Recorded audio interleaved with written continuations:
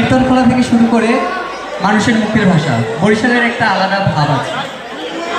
সেই ভাব নিয়ে আজকে মঞ্চে স্বাগত জানাচ্ছি জয়কে।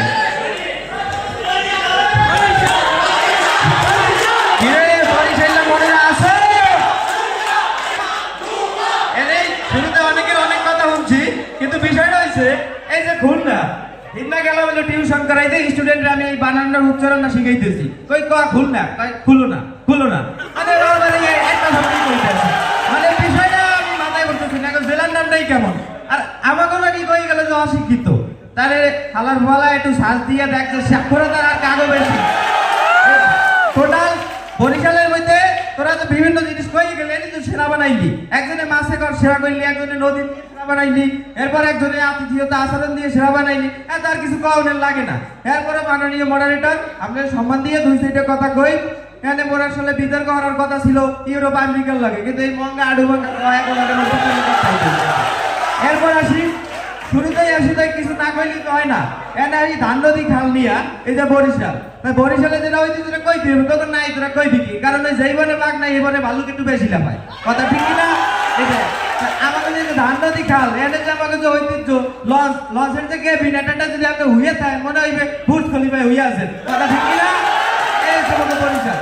এরপর দর্শনীয় স্থান এই যে কুয়াকাটা 30 গোডাউন সুটিয়া মসজিদ, আমাদের এই যে দুর্গাসাগর, তারপর হচ্ছে এই 30 গোডাউন। আপনি যদি এই যে 30 গোডাউনের কাছাকাছি যান এই যে দেখবেন যে কি কাপড়রা এনে ঘোরাঘুরি করে, মনে হয় যে একটা বেগো ছাগল হইবে না 30 গোডাউন না গেলে।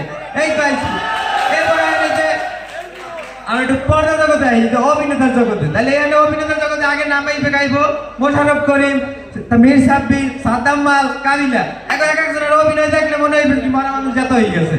আর বিষয়টা হয়েছে কি তারপরে এই কথাই বাদ দিলাম, ওরা কিন্তু অভিনেতা তৈরি করি এটা কারিগর হিসেবে কাজ করি কি লেখা মোকাইনে মিঠু চক্রবর্তীরা পয়দা করে পাঠাইছি কলকাতায় কিন্তু ফাড়াই হইতেছে পুরা কথা সত্য কিনা।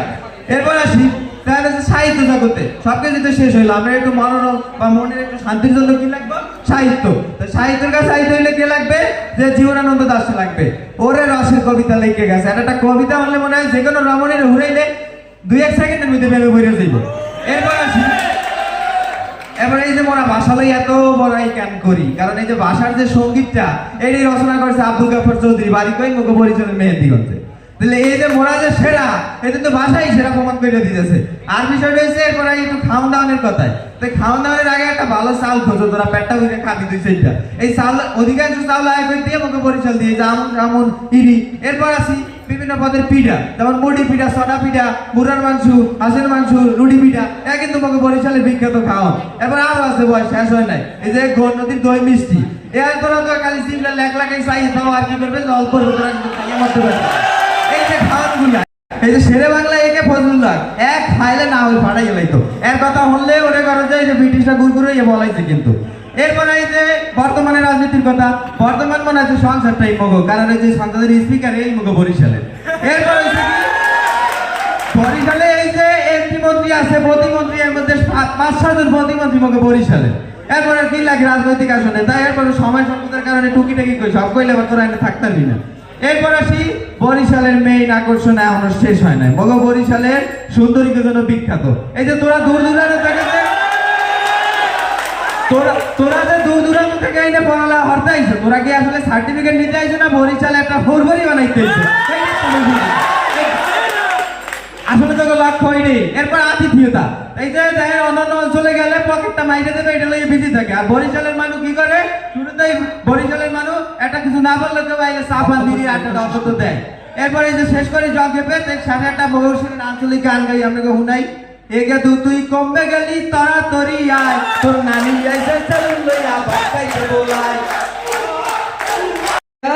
চট্টগ্রাম থেকে বরিশাল, বাংলাদেশে আমরা সবাই সেরা।